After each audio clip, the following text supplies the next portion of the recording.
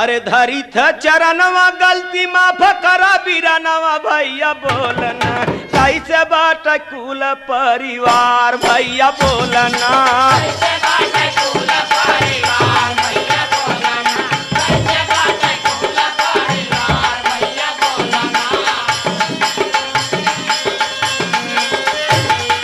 माधुरी जबानिया से पूछले संवरियो होरम बोल